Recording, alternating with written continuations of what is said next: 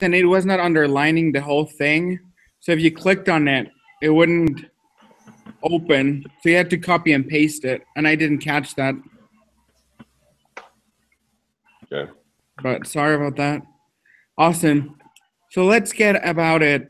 Is there anyone who wants to give us a little summary on Ritz Carlton?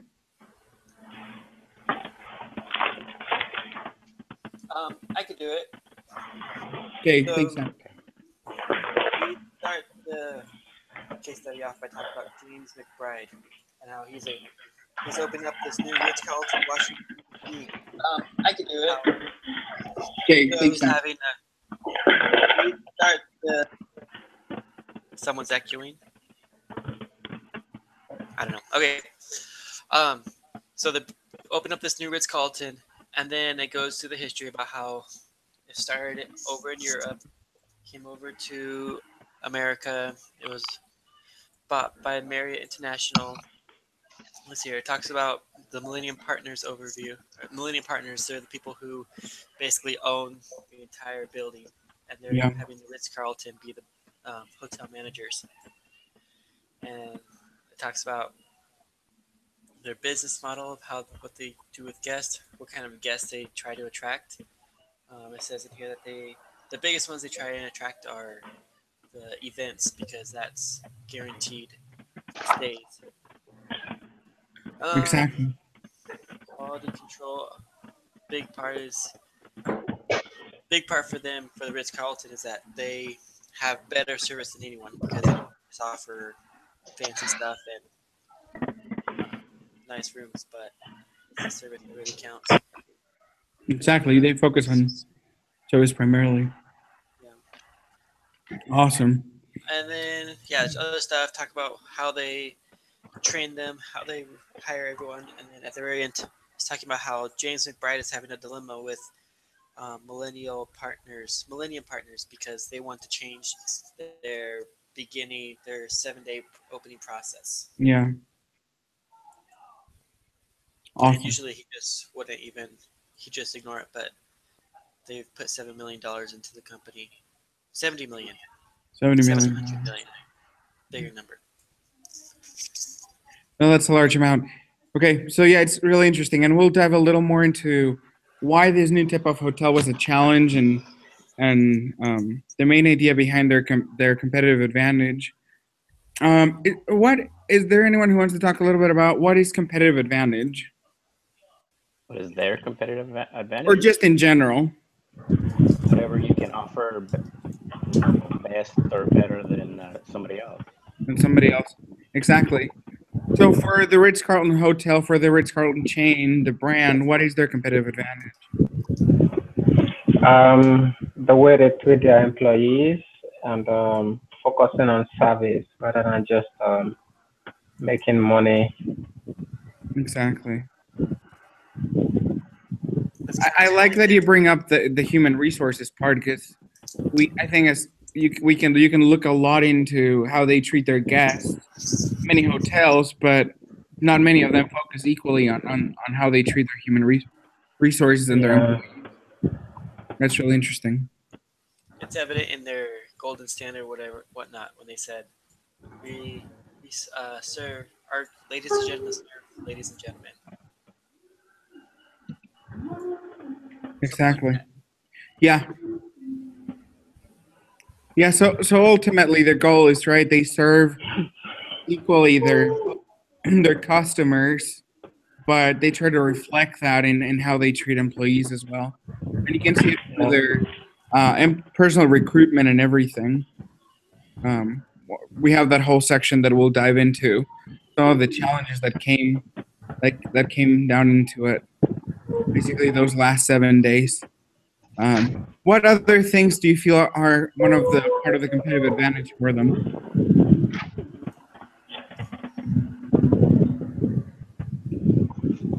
Well, to tell you the truth, in the case study, it just said whatever it is that Ritz does. It didn't really say what anybody else does. So there was no way to compare one with the other. Of knowing. Exactly.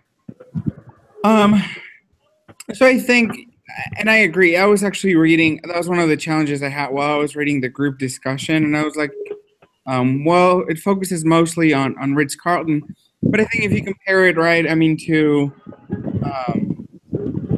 if you think of the Ritz Carlton brand, I think they've made themselves think of like the very expensive, high end hotels who are mainly, looking to provide the best quality experience, right? It's not like Best Western, which is, like cheaper, quicker, right? Because they're struggling for everyone, or Hilton's trying to rebrand themselves as the weekenders, right?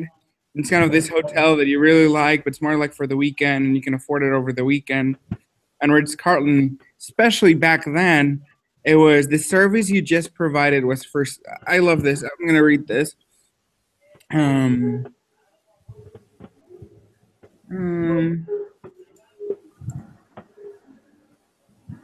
So when McBride, one of the things he was really focusing on, right, is this first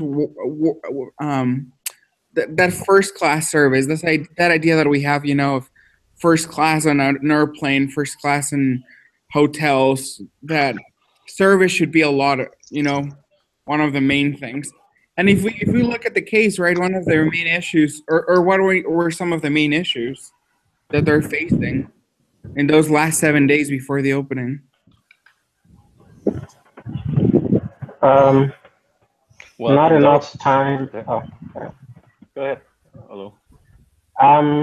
The only thing I can think of is like they don't have enough time to train the new employees, Yeah. to get them to understand the value of the company, because it's not just about making money for them. They want to make sure that the employee understand the culture of the company. So one of the challenge they are facing was that the 7 days is not going to be enough to train over 400 employees.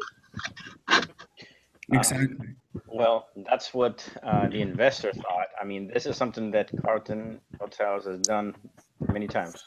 So that's their motto, their 7-day deal. Now, whether that's enough, I don't know. But the investor didn't think it was. You know what I mean? That's basically the main problem, that the investor thought that there should be more time to train the employees. That way they can get a better occupancy rate. And the Ritz guy, he said, well, this is how we've done it before. This is what we do. Exactly. So Yeah, I think. Go ahead. Yeah, I was just gonna give a negative comment. No. I was gonna say, to be honest, I haven't written up my case study because I don't even know what to write. There's nothing for me to pick from the case. Like, it's hard to pick up 6 problems because I can't find the problems. Okay. Well, I didn't put 6. I only got 3. No, it's good. And maybe by talking to each other, and it's good that you're bringing that up, Alu. Maybe we can try to find. I was able to find, and it was kind of hard, and I agree. But I've been trying to look at a couple more, and we can kind of discuss more of what we're seeing. Alan, what's your opinion? What do you think of this case? What do you think were some of the issues? Well, for me, the first thing that came to mind is that there's always 2 parties involved. There's the group that's trying to either get the service or make the product or whatever. So I call the operations or service group. Yeah. And then there's the investors, and they're always trying to get more out of what they're investing at a quicker rate. So they're always thinking in that mindset. Yeah. And a lot of times they'll try to do things faster and disrupt the processes to the end make more money. And sometimes it comes at the expense of the quality of the product that you're trying to produce, or the service that you're trying to render. Yeah. So kind of an interesting, that was the first thing that came to my mind after I got done reading it, is it's once again the dollar against the service and the customer and the experiences that we're looking forward to or expecting when we do things or buy things. Exactly. And it talks a little bit right there in their business model, right? Under management contracts, it talks about some of those issues that that owners were having, right? I mean, what is the balance between keeping that quality, right? You know, it's proper of a hotel like them and their ideas where they came from, and now a hotel that's, you know, publicly owned basically, and what the investor's looking like is that return on their investment, right? So it's one of the issues that comes up immediately, and how administration is going to be taking place. Well, if you look at the statistical numbers, you know, a new business that opens up is already going to have a certain amount of, I don't know, you're not going to be up to full potential right away. It's going to take some time to build that clientele, to get that traveler to come check it out. And the numbers indicate that there really, to me, was no reason to push the whole process faster anyway, because it didn't look like the numbers were going to climb all that fast. And with the lower turnover, you know, the process that seems to work. And I think the investor is just trying to, you know, put a number out there that really their investment as soon as possible. Yeah, that's all they ever want. Yeah, and it's kind of hard, right? Because if you look, it was talking about the Saudi Arabian sheikh who just simply got mad and sued them, right? Because he was not getting his money quick enough. But, and I agree, when it's a company, I mean, running one of these hotels involves so much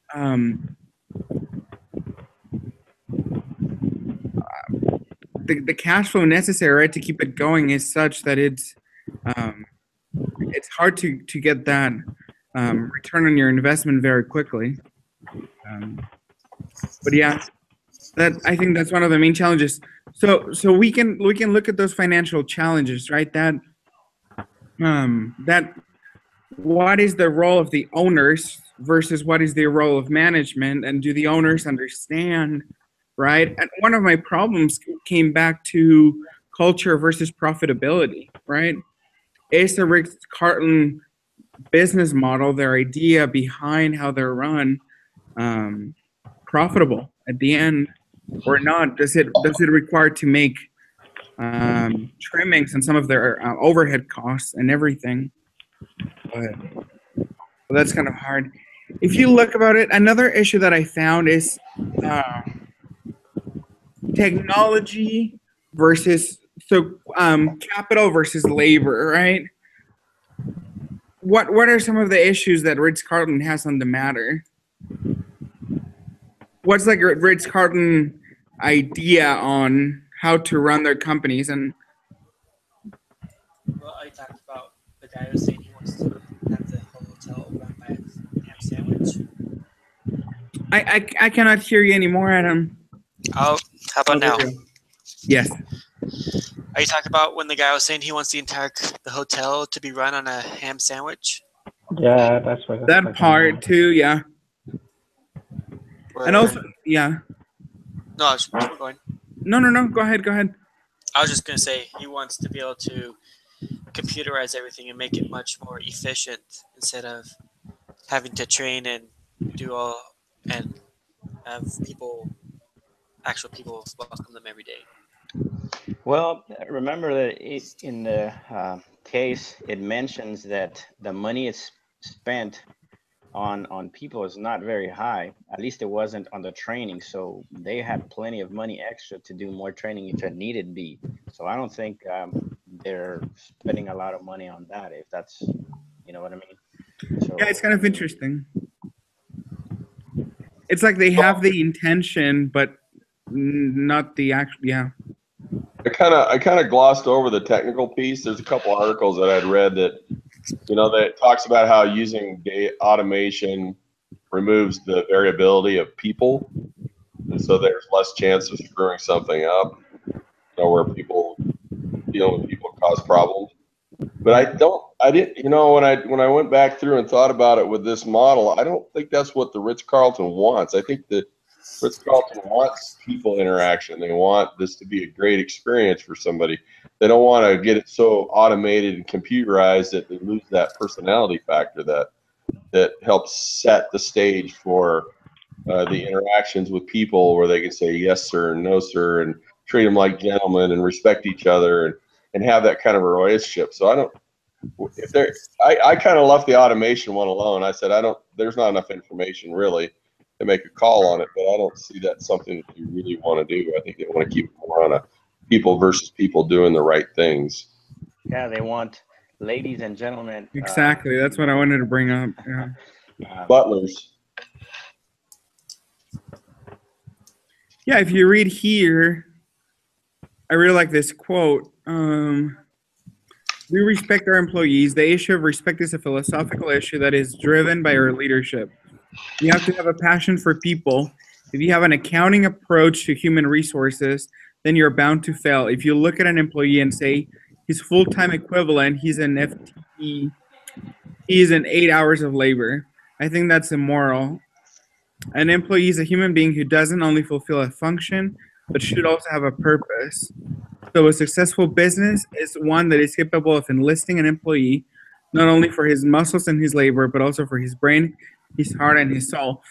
So how much of that is PR and how much it's reality, as some of us have already brought up, is the question, right? And where is that fine line between focusing entirely only on human resources, or just like, or more, or adding technology to aid them, not replace them? Which I think that's one of the issues Patrick Mean was facing in the company, right? That people were telling him, you're taking the human element out of it. Yeah, it comes down to who are you servicing? And if you're trying to run a hotel like that, you can't run it with just computers and stuff. It has to be something personal, and you can't do it with kiosks like at the airport. That's right. Exactly. Yeah, because for that kind of traveling, right, you'll go to a hotel that, I don't know, lets you do it that way, right? There's some hotels where you can just literally check in from your phone, and definitely not back then, but you're disconnected from the service. You're just going for a business meeting and that's it. But that's not what the Ritz-Carlton experience is. If you before McBride came to lead the DC hotel, you can see how he was running the one in Kuala Lumpur, and you're like, this is crazy. What they offer and everything. But what are your guys' idea? Let's talk a little bit about what is that fine line between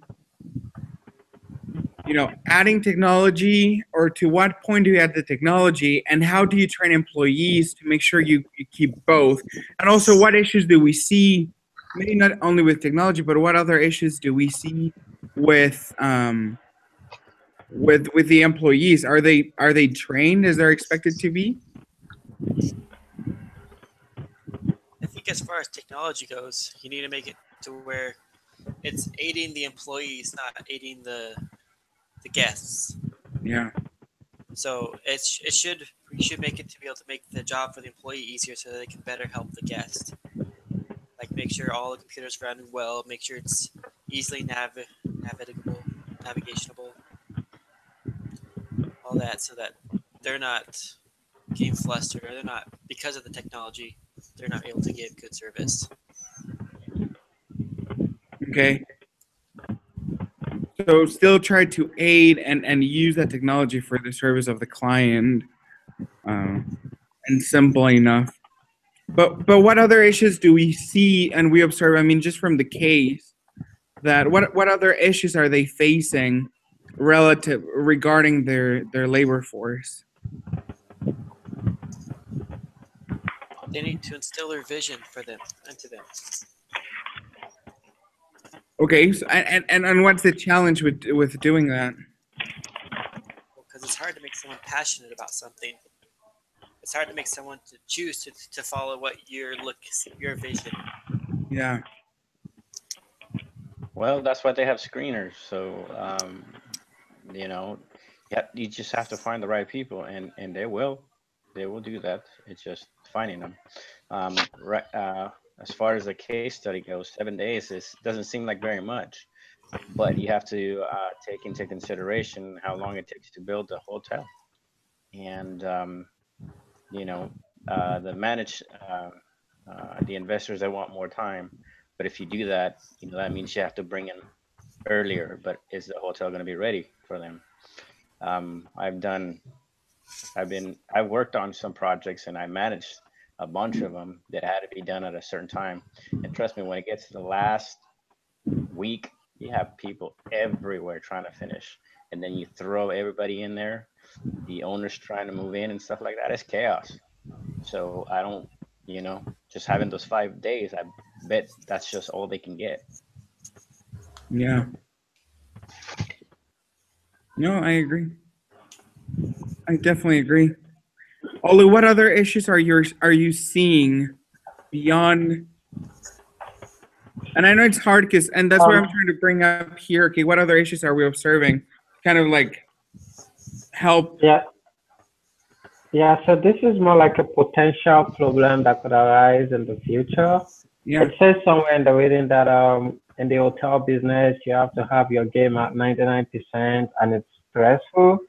And you kind of have to keep that like throughout the year. It's like 365 days and yeah, you technically don't have a life. So on the manager's aspect, the tendency to introduce the element of fatigue and tiredness is gonna come in. So the company won't operate at 100% efficiency throughout the whole year because the kind of business they're engaged in, you can't just be at your game 99% of the time, because if you do, and this guy, what's his name? The manager that is gonna be managing the hotel has been doing this in several other hotels. He must definitely be tired.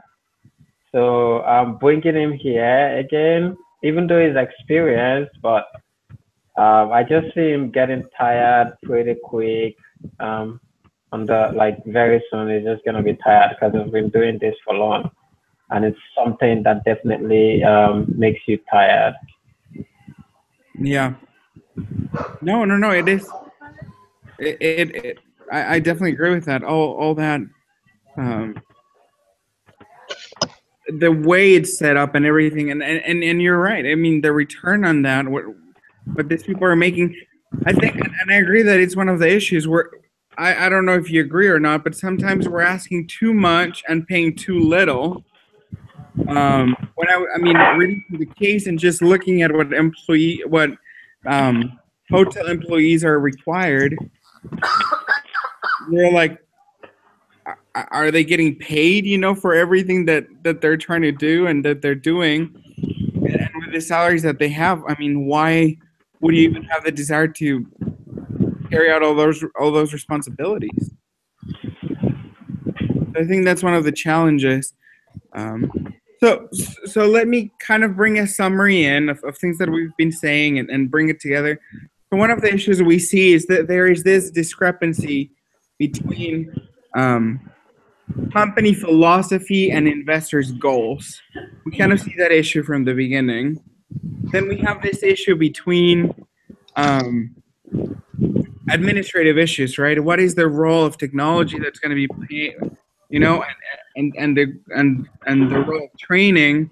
Then we have the human resources issues, right? How do you instill the culture of the company within them, and what keeps them motivated to serve and do as they are.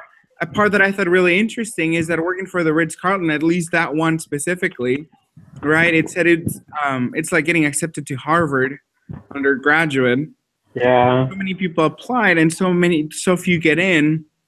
But is that enough satisfaction? Is putting Ritz Carlton on your resume enough?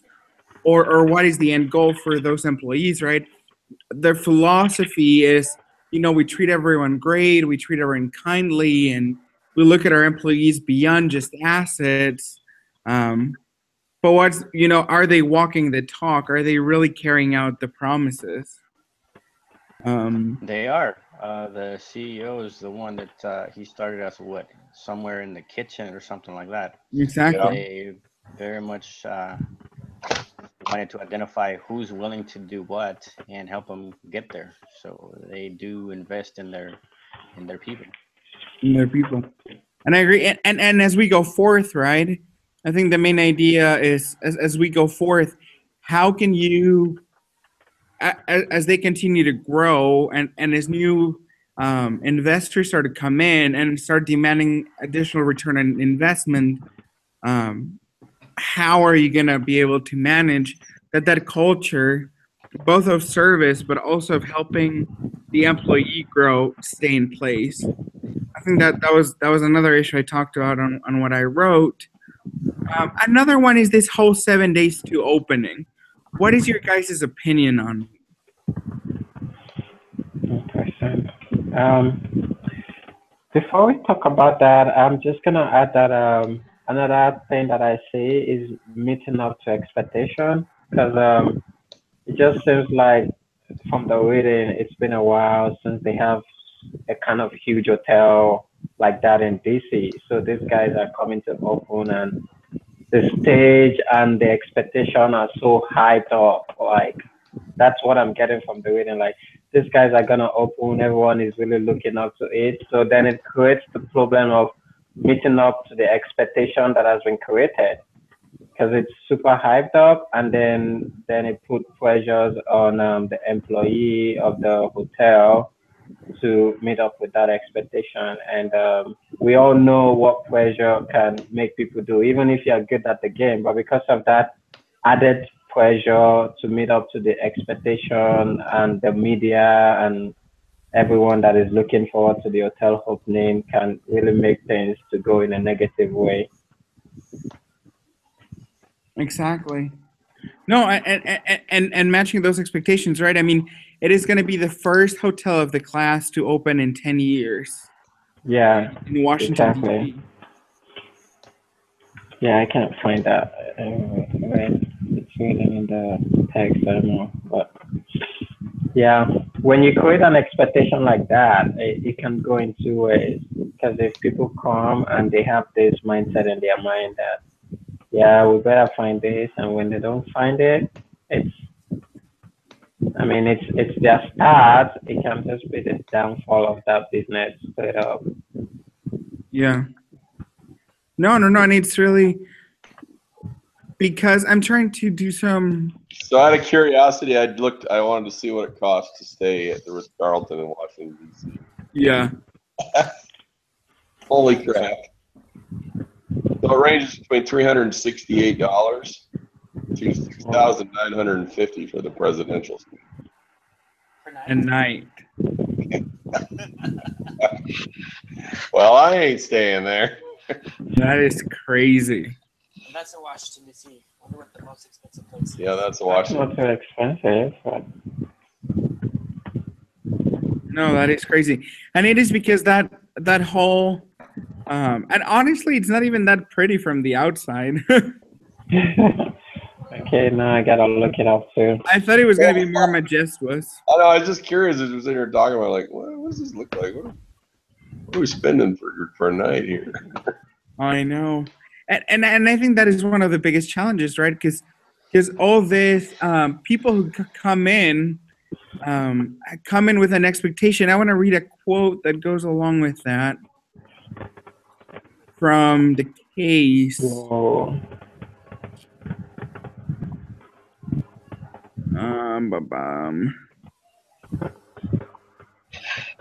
To completely take you off. I looked up Central Park, and to stay there tonight, the Central Park would be $4,000. That's crazy.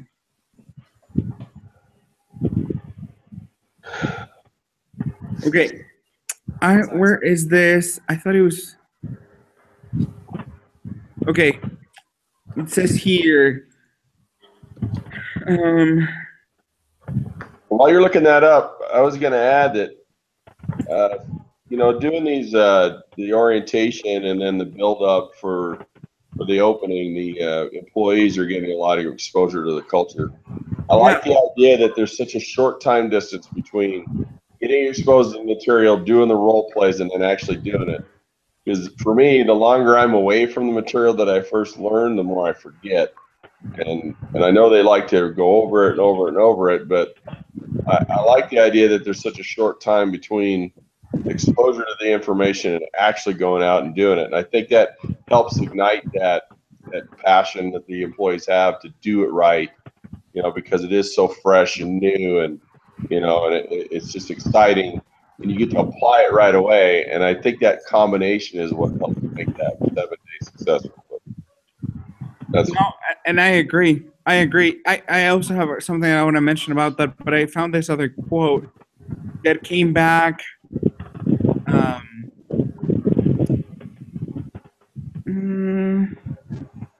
It says this was from Schulze. This business is created for one reason: to make money. This is your role, and this is what he's talking to leadership. We have accepted the role in the hotel business, the business people. No one in the world knows more about what our customers want than we do.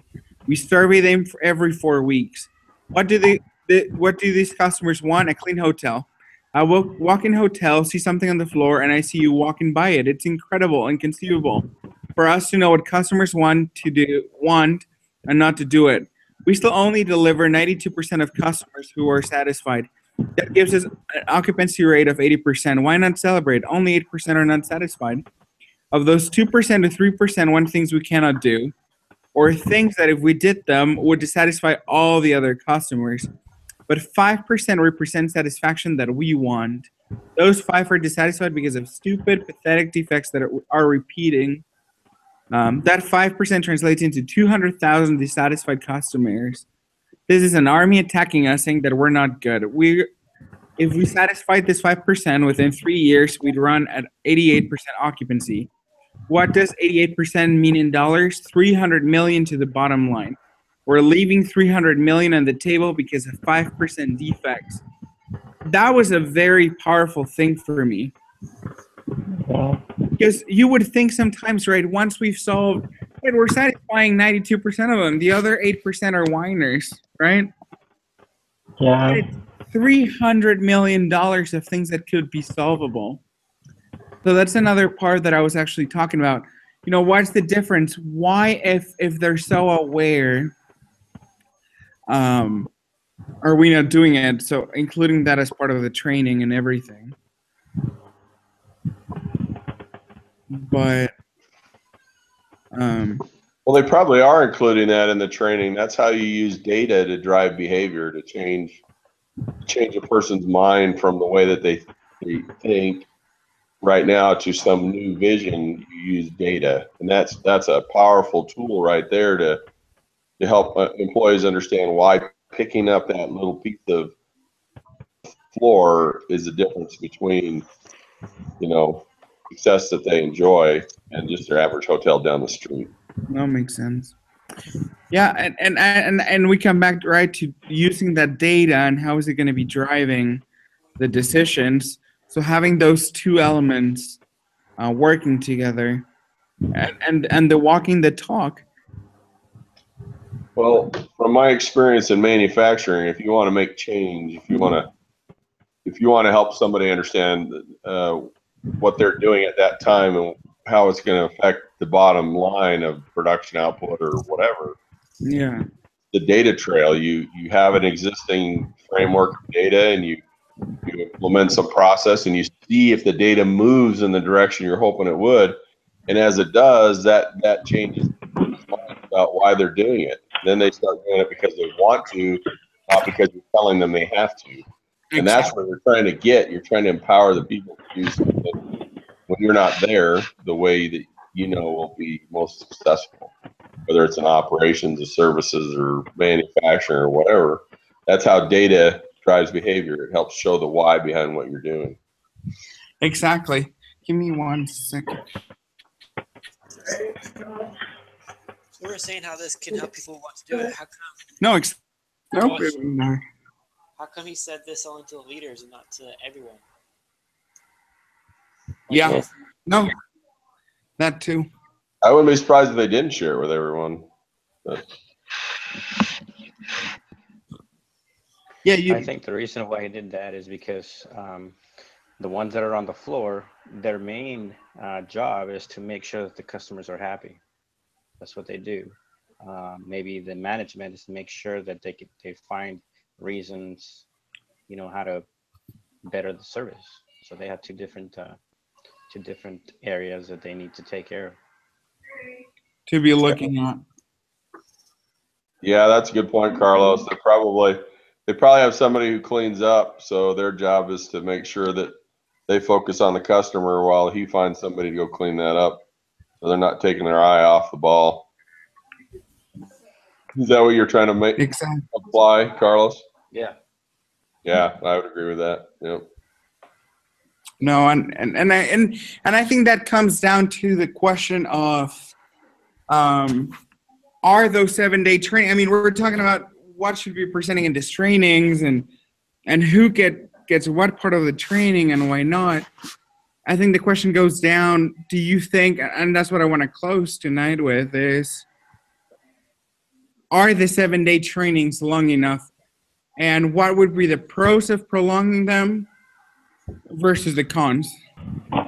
To me, I think that 7 days is long enough because if you, it's possible that even if you extend it on the long run, the same amount of information that they're gonna get would be the same amount of within that 7 days would still be the same amount of information and training that they will get if you extend it. Like people learn better. I mean, it's not gonna be perfect no matter if you keep them in a house and you keep training them on how to do the job for 4 months. They're not still gonna be perfect.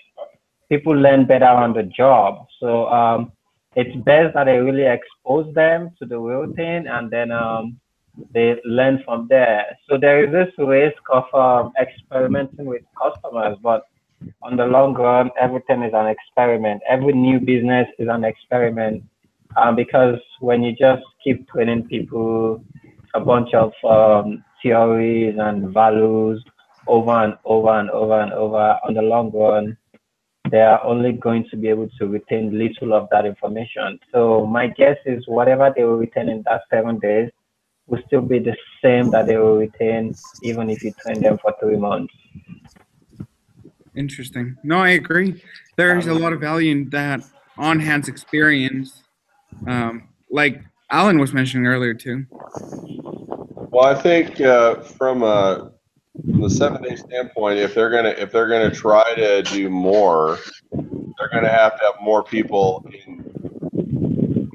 brought in, and now that's gonna start diluting down the ability to train all the people because you've only got so many resources per the number of people you're bringing in to get them up to speed, and that whole thing just gets bigger and bigger and bigger. It's harder to control, and I think that you got a better chance of making a mistake by having a larger group of people come in, which is what they would have to get that thing all the way up to whatever percentage they're trying to get, 80% occupancy in a shorter period of time. Yeah. So I think that would dilute the ability of the team that's the core group that's making all these orientation meetings and making all that happen and bringing that energy and all that.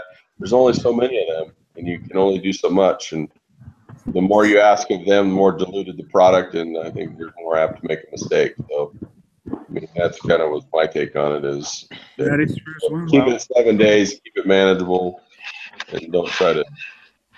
Well, Yeah. my take on that was that the Ritz, I've been doing that a few times already. They know what they're doing. They know how long it takes to get the people up to speed to open up a new hotel. It's not like the first. It's the first time that they've done this.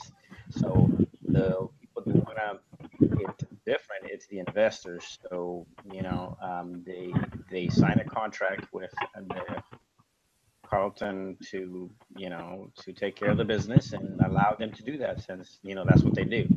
Like I said, it's not something that they're doing new. They've already done it, and it seems to work. Exactly. Yeah, something I would add is 7 days of orientation is a long time. I don't know about you, but when I have a new job, I'm dying after the second hour of orientation. Well, it depends what kind of orientation. Yeah. I'm dying after the second hour of videos. Are we talking a BYUI class here? Or No, like at a new job. All those sexual harassment stuff. Anyways, so if anything, I would say, I would suggest let's make it shorter. Like you could maybe shorten it a day, and then open it up the hotel even sooner to get more revenue if you're really wanting more revenue. The customers don't bring the revenue. It's the guys that are going to stay in there. Just because you have a bunch of more people ready to serve doesn't mean that they're going to bring any more people in. Exactly. You know what I mean? No, and I think that's something that they're famous for. I mean, we're quick, and I think employees are looking out for it. The media is looking. I think it's kind of interesting how I mentioned, the media was interested in what this 7 days look like, and I agree with what everyone has been saying. 7 days or even shorter. There's nothing better than putting them to practice. And there's this quote from the from the case, and maybe we can close on something like this. If anyone else, we can add, but it says, the first month of operations, we may open the hotel with 50% occupancy. Then we'll increase occupancy monthly, so it takes us somewhere between 3 and 4 months to reach 80%. But we hire in the very beginning as if we're already operating at 80% occupancy. So I think that's one of the concerns of the investors. Is like, why are you hiring so many employees if you're not going to be needing them until 3 months down the road? Why are we paying them? But this is what they said. This allows us to reduce the number of tables a waiter has to serve or the number of rooms a housekeeper has to clean. It is more important that we set the standards immediately. They have to do their jobs perfectly, even if it takes them longer. Productivity will increase as they get more and more comfortable. Flawless execution is the goal, and then speed will come. This practice also allows us to offset the inevitable minor turnover that we experience shortly after opening. So I think it's really interesting. I think one of the issues is convincing investors of your model, right? That's another one of the problems I wrote. How do you show them that sometimes there's more, even though it might take you a little longer to recuperate what you invested, it's going to be longer term in preserving the brand. Because honestly, the investors invested in the brand, right? I'm guessing they're putting their money in Ritz Carlton because they know what the brand is. So do everything to preserve it, not destroy the brand. So that was kind of my last takeaway. And one of the 3 big things I focused on is sell your brand not only to your customers, but also and employees, but especially to your investors, to bridge that disconnect between management and investors. Is there anything else anyone else wants to add? Okay, I know a couple said that they had to go finish, so that's why I wanted to keep it short and. Oh yeah, they moved it for today. Huh? Oh, it's okay. We can go ahead. I don't mind submitting it tomorrow. Okay. I'm with you, Alu. Let's do this tonight. But Finish tonight. get all your points. But that's awesome. So let's keep in contact, and let me know if there's anything else I can do. And we're meeting next week still to review our accountability projects, right? Is that next week? We have a project a case study for next week. We have another case study, don't we? Yeah, I think too. So next meeting's a little different. Really? Or is it? Because let me open up her email real quick and see if I can find it anyway. I think we have a case study for next week, so it's just gonna be the same. All right, week 13, again, back to normal format, case study and group discussion. The case is about negotiations. So they'll probably be able to see problems from both sides. Week 14 is the last session together, and that's where we do the accountability project. So we have next week and still another one? Yeah, dude. 2 weeks. Don't be in a hurry to leave school. Yeah. But Yeah. graduation's on Tuesday. That's what threw me off a little bit. Graduation is on the 18th. Online classes are weird like that. So Yeah. graduation is on the 18th, but we are meeting on the 19th still. We're meeting on the 18th, but I might not be here. I don't know. The 18th is Okay. a Tuesday. So 18th is Tuesday. 19th would be our day to present. We have to. I think we have to submit our presentation on the 18th by the 18th at nighttime, and then Hold on, I'll look it up. accountability. Okay. It's due the 21st, so I'm guessing. Week 14, the accountability final presentations are due by the 18th. The submission by the 18th at 11:59. Presentation due by the 21st. Okay. What it says. Super weird. Okay. Whoa, on the 21st? That's weird. That's what it says. It says due July 21st at 11:59. Presentation of accountability project. Yeah, so let's do it on the 19th because I won't be here on the 21st. The school is over by then. Yeah. So maybe doing it on the Wednesday evening. Yeah. Why don't everybody come with a date that makes sense for next? We are going to meet next Wednesday, right? Yeah. Yeah. So let's. Why don't we come with our plans on when we want to do our presentation? Because we could always. That's a good idea. Well, and we'll involve Alex, but awesome. Okay, go finish. Who has it Don't next miss week? any points on it. Who has it next week? Was it on the text? It wasn't sent out on a text. It didn't. Today was the last one that was on the text. No, I think it is. No, it's only It's not? until lesson 12. I'll take next week. Okay, thank you. Who said that? Was that Carlos? Yeah, I'll take Carlos. next week. Perfect. Thank you so much. Thank you, Carlos. Have a good All right, night. guys. Bye. Bye, guys.